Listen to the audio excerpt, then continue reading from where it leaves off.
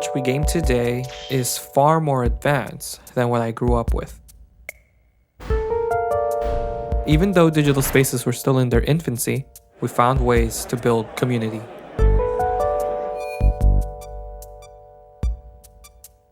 Although connectivity was limited and sometimes very complicated, there were still ways in which gamers could gather and share their experiences.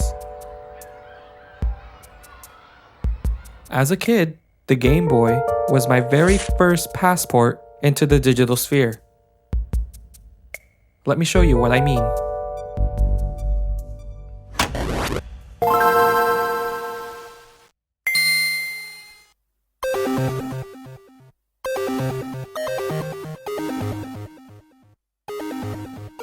The punctum of recognition emerges from the body, instigating disruption and disturbance, a sort of disorder. Each disruption set in motion a network of associations, which can then be linked. In other words, punctum is a reaction that shoots through the body and unearths an emotional response. The Game Boy allowed for punctum to develop. Doctors' offices, schoolyards, buses, car rides, any room in the house, even at a friend's house.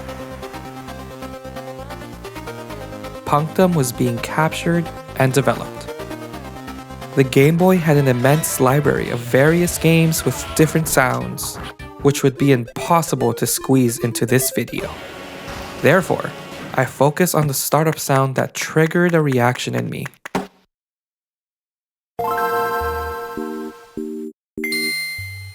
It's like an alarm that piques my curiosity, which causes a question to surface in my mind. I wonder what game that person is playing. Video games offer spaces in which gamers can interact with new dynamic worlds and various characters. Matthew Kelly explains, interaction between player and gameplay systems represents a player's ability to negotiate or even manipulate the underlying cultural logic that influences one's perception of the world.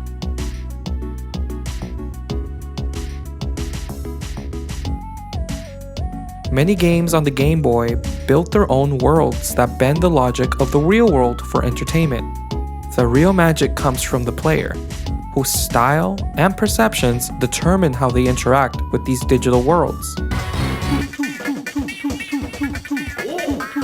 Kelly mentions that the player's perceptions and interactions within games allow for environmental storytelling to take place. Different games provide different stories from various genres. Games are filled with many types of characters, but they do not substitute human interaction or invention. Although games can be presented as static, we can make them dynamic with our choices. McLuhan defines technology as an extension of man's consciousness and appendages. The Game Boy is an accessory that facilitates this experience. Whether you're playing as a child trying to catch them all, or as a bounty hunter on a mission in uncharted territories, or on a quest to rescue a princess from beasts of fiendish origins, or even as a group of warriors trying to save the dying planet in a world inhabited by magic, the list of possibilities are endless. Yet the roles we undertake in these various games allow us to experience a wide variety of stories in which we have the choice on how to proceed and how we share our experiences. The Game Boy also sprouted spaces in which gamers could share tips, review games, and share ideas for gaming improvements, which according to Dr. Arroyo is an example of choreography. As a child, these spaces were rare and not as accessible as they are today. Take a look at this shy little guy. He's my younger brother, but he's not what's important in this video. What is important is what he's holding, a magazine. Unlike today, where we have the how-to from YouTube or the gaming help chat rooms, in the Game Boy days, we had to get our gaming questions answered through magazines, such as the one my brother is holding. or other types of booklets, and even playground rumors. Combining Dr. Arroyo's choreography with McLuhan's ideas of innovation, I am immediately reminded of an experience I had. In one of my favorite gaming series of all time, Pokemon Fire Red and Pokemon Emerald, there were two puzzles that I could not readily solve. The puzzles in question? Braille. Combined with eerie music, this puzzle to this very day makes me shudder. How did we solve this puzzle? Well, a book that came with one of the games came with a small hint. With this hint, my friends and I would go to our local library and solve the Braille puzzle the old-fashioned way. But looking up Braille was not enough, as deciphering the message revealed an extra step we had to take in-game in order to complete the puzzle. This combination of a real-world practice and an in-game requirement had our schoolyard buzzing with activity.